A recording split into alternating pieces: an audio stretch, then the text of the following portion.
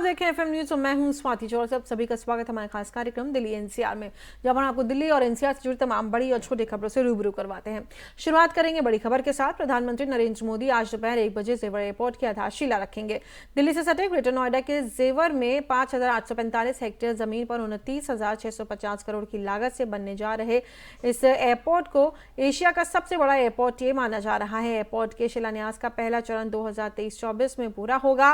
माना जा रहा है कि जेवर एयरपोर्ट उत्तर प्रदेश के औद्योगिक, आर्थिक और पर्यटन के विकास के लिए मील का पत्थर साबित होगा।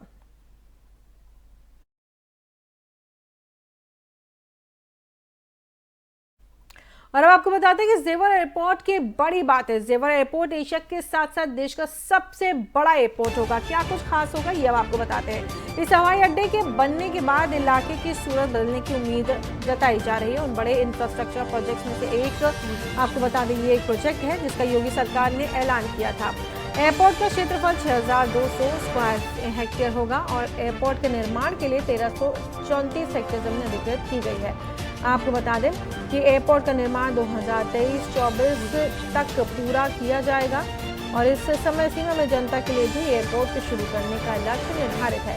25 साल पहले नोएडा के जेवर एयरपोर्ट की फाइल बनी थी। बीते 5 वर्षों में काम हुआ और अब लंबे इंतजार के बाद एयरपोर्ट बनने जा रहा है। पीपीपी मॉडल पर बन रहा है ये एयरपोर्ट। विकास की जिम्मेदारी Swiss company Zurich international airport एजीको एयरपोर्ट पर कुल 8 रनवे होंगे और 1 करोड़ 20 लाख यात्री सालाना यहां से हवाई सेवाओं का लाभ उठा पाएंगे। इसके अलावा इस एयरपोर्ट को हाई स्पीड रेल लाइन से भी जोड़ने की योजना है। इसे हाई स्पीड रेल लाइन से जोड़ा जाएगा, ये योजना है।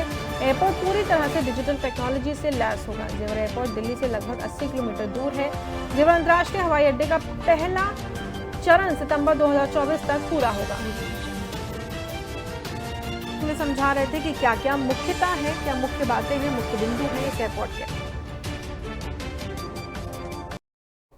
वहीं प्रधानमंत्री नरेंद्र मोदी एक बार फिर चुनाव से पहले गौतम बुद्ध नगर की धरती पर जनसभा करेंगे।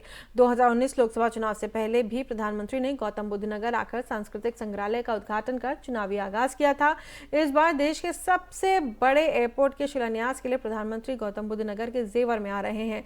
शिलान्यास के साथ जनसभा को भी संबोधित करेंगे। तीनों नए कृषि कानून वापस लेने के बाद ये उनकी पहली बड़ी जनसभा होगी। आपको बता दें 1.5 लाख से अधिक लोगों के आने का दावा किया जा रहा है। प्रधानमंत्री की जनसभा इसलिए भी अहम मानी जा रही है कि उत्तर प्रदेश चुनावी मोड में आ चुका है। राजनीतिक दल दूसरों की कमियां व अपनी उपलब्धियों को जनता के सामने रखकर लुभाने में लगे हुए हैं। भाजपा बृहस्पतिवार को प्रधानमंत्री की जनसभा से प्रदेश में अपने चुनावी अभियान को धार देगी। चुनावी शंखनाद के लिए नोएडा एयरपोर्ट के शिलान्यास को इसलिए चुना गया है कि ये देश का सबसे बड़ा एयरपोर्ट होगा। केंद्र और उत्तर प्रदेश सरकार के साथ भाजपा जनता को ये संदेश देना चाहती है कि उनके लिए देश प्रदेश का विकास सर्वोपरि है। Eastern western dedicated freight corridor, Bundelkhand, Purvanchal Ganga expressway और अयोध्या एयरपोर्ट के बाद अब देश का सबसे बड़ा एयरपोर्ट बनाकर केंद्र सरकार ने उत्तर प्रदेश को विकास की सबसे बड़ी सौगात दी है।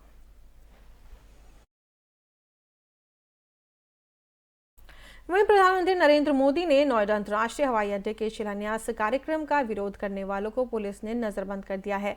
पीएम मोदी के कार्यक्रम का विरोध करने की घोषणा करने वालों को पुलिस ने नोटिस भेजा है। सुबह ही पुलिस ने विरोध करने वाले लोगों के घर जाकर ही उन्हें नजरबंद कर दिया। आपको बता दें कि आजाद समाज पार्टी के नोएडा जिला अध्यक्ष रविंद्र भाटी ने पीएम मोदी के हवाई अड्डा शिलान्यास कार्यक्रम के विरोध की घोषणा की थी। साथ ही राष्ट्रीय लोक दल के जिला अध्यक्ष भूपेंद्र चौधरी ने भी बताया कि पुलिस ने उन्हें नजरबंद कर दिया है, उन्हें घर से निकलने नहीं दिया जा रहा है।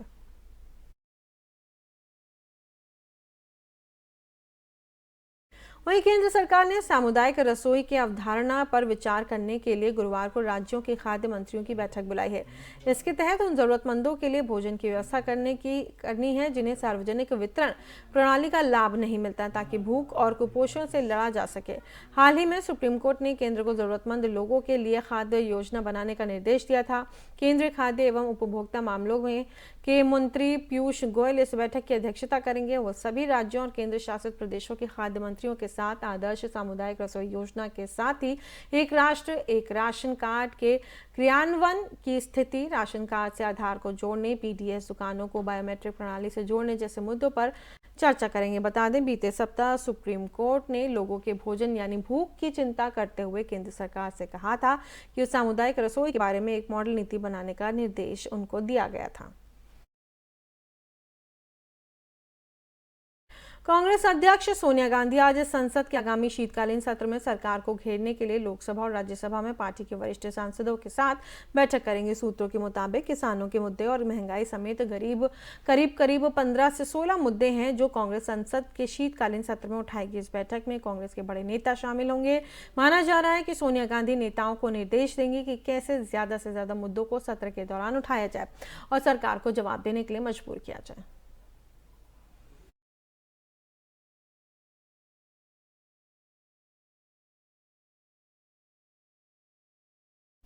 वहीं राजधानी दिल्ली के आरके पुरम के एकता विहार में बीती रात जहरीली गैस फैलने की खबर से अफरा तफरी मच गई।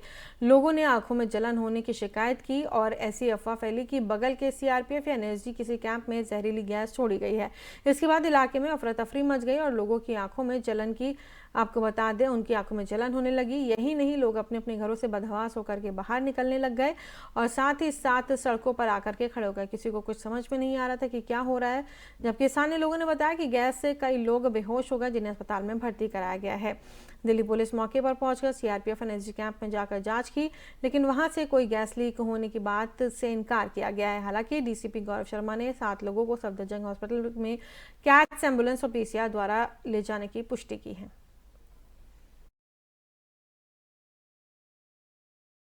और यहाँ रुके एक बहुत छोटे से ब्रेक ले। ब्रेक के इस बार भी खबरें जारी हैं।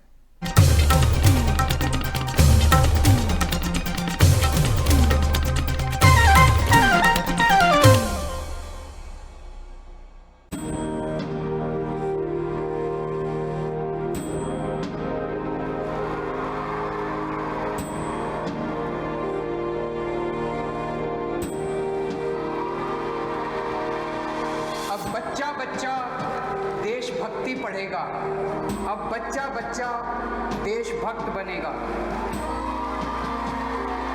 दिल्ली के स्कूलों में हमने देशभक्ति पाठ्यक्रम पढ़ाना शुरू किया है। जब हर बच्चा भारत माँ का वीर सपूत बनेगा, तभी बनेगा भगत सिंह के सपनों का भारत, तभी बनेगा बाबा साहब के सपनों का भारत।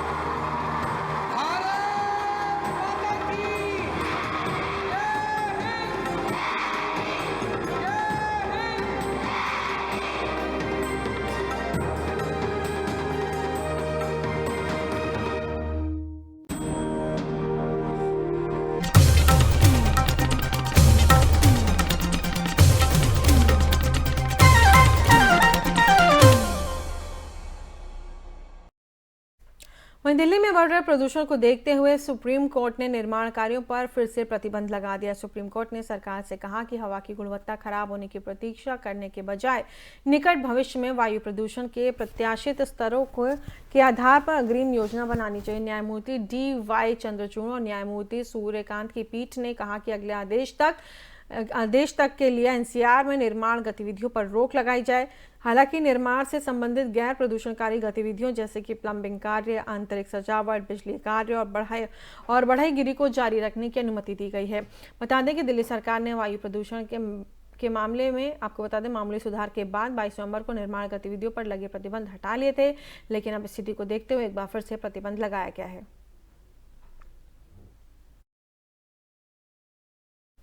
और वहीं देश की राष्ट्रीय राजधानी दिल्ली में हवा की गुणवत्ता में सुधार हुआ है, लेकिन इसके बाद भी ये खराब श्रेणी में ही बना हुआ है। इस बीच दिल्ली के पर्यावरण मंत्री गोपाल राय ने घोषणा की है कि 27 नवंबर से इलेक्ट्रिक और CNG गाड़ियों को ही दिल्ली में एंट्री मिलेगी, जो कि आवश्यक सेवाओं में लगे हुए हैं। इसके अलावा पेट्रोल और डीजल की गाड़ियों की एंट्री पर 3 दिसंबर तक पाबंदी रहेगी। बता दें कि दिल्ली कैबिनेट ने प्रदूषण में सुधार को देखते हुए 29 नवंबर से फिर से स्कूल खोलने का फैसला किया है। वहीं सुबह 11:30 बजे केंद्रीय आवास एवं शहरी कार्य मंत्री हरदीप सिंह पुरी ने ड्राइवरलेस मेट्रो को हरी झंडी दिखाकर रवाना किया। इसी के साथ ही दिल्ली मेट्रो के सबसे बड़े 59 किलोमीटर लंबे पिंक लाइन पर मेट्रो की दौड़ शुरू हो गई है, जो शिव विहार से मजलिस पार्क तक जाती है। इस कदम के बाद दिल्ली मेट्रो दुबई को पीछे छोड़कर दुनिया के शीर्ष 5 देशों की सूची में चौथे नंबर पर शामिल हो गई है। इससे पहले दिल्ली मेट्रो की 38 किलोमीटर लंबी मैजेंटा लाइन का चालक रहित मेट्रो पहले से ही चल रही है। वहीं पिंक लाइन्स के जुड़ने के बाद चालक रहित मेट्रो का कुल नेटवर्क 97 किलोमीटर का हो जाएगा। दुनिया में अब तक चालक रहित मेट्रो परिचालन का नेटवर्क 1100 किलोमीटर का है, जिसमें दिल्ली मेट्रो की कुल भागीदारी 9% हो गई है।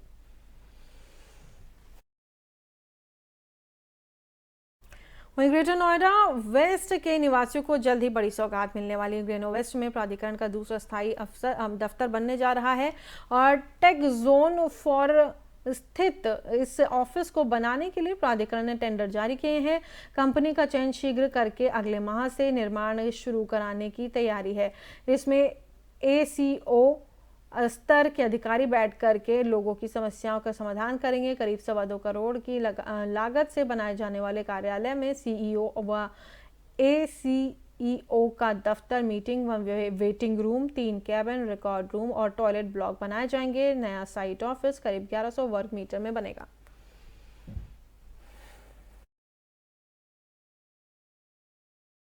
और वहीं कई देशों में कोरोना वायरस का संक्रमण फिर से बढ़ने लगा है। विदेशों में बढ़ रहे कोरोना वायरस के संक्रमण को देखते हुए केंद्रीय स्वास्थ्य मंत्रालय ने पश्चिम बंगाल, केरल, महाराष्ट्र, पंजाब सहित 13 राज्यों और केंद्र शासित प्रदेशों को चिट्ठी लिखकर कोरोना टेस्टिंग में कमी आने तथा कुछ जिलों में संक्रमण दर में बढ़ोतरी पर चिंता व्यक्त की है। वहीं भारत में 119 करोड़ लोगों को वैक्सीन की डोज लगाई जा चुकी है। बता दें कि यूरोप में बढ़ रहे संक्रमण को देखते हुए WHO ने एडवाइजरी जारी की है कि अगले साल मार्च तक कोरोना से 7 लाख लोगों की मौत हो सकती है। इसको लेकर भारत सरकार कोई भी कोताही नहीं बरतना चाहती है। दिल्ली पुलिस ने लूटपाट करने वाले गिरोह का भंडाफोड़ किया है। पूर्वी दिल्ली के मंडावली में किराए का मकान लेने के बहाने घर में घुसकर लूटपाट करने वालों को गिरफ्तार किया गया है। गिरोह में शामिल 3 गिरफ्तार बदमाशों से लूटा हुआ गोल्ड चेन, मोबाइल और वारदात में इस्तेमाल मोटरसाइकिल बरामद की गई है। पुलिस के मुताबिक सोमवार को शिकायत दर्ज कराई गई थी, जिसके बाद से ही पुलिस ने एक्शन लिया। 24 घंटे में आरोपियों को गिरफ्तार कर लिया है।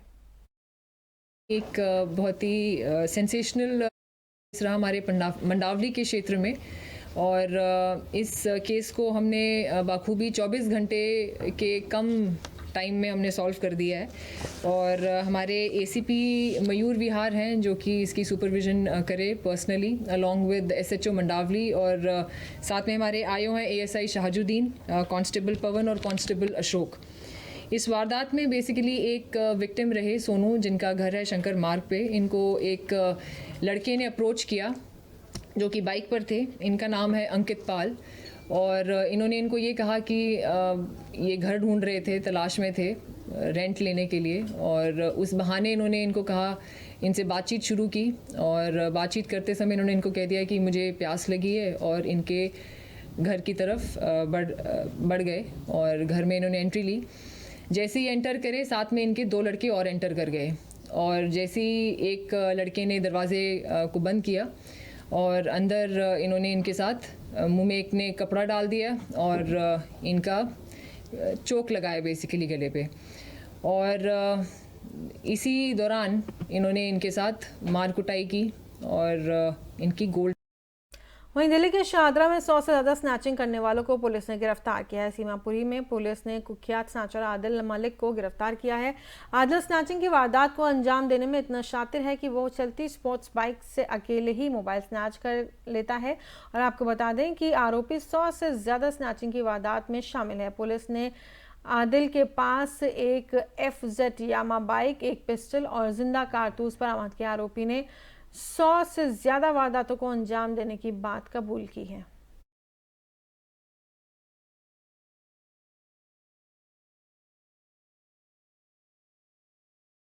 और इस बुलेटिन में फिलहाल इतना ही। देश और दुनिया की तमाम खबरों के लिए आप देखते रहिए FM न्यूज़।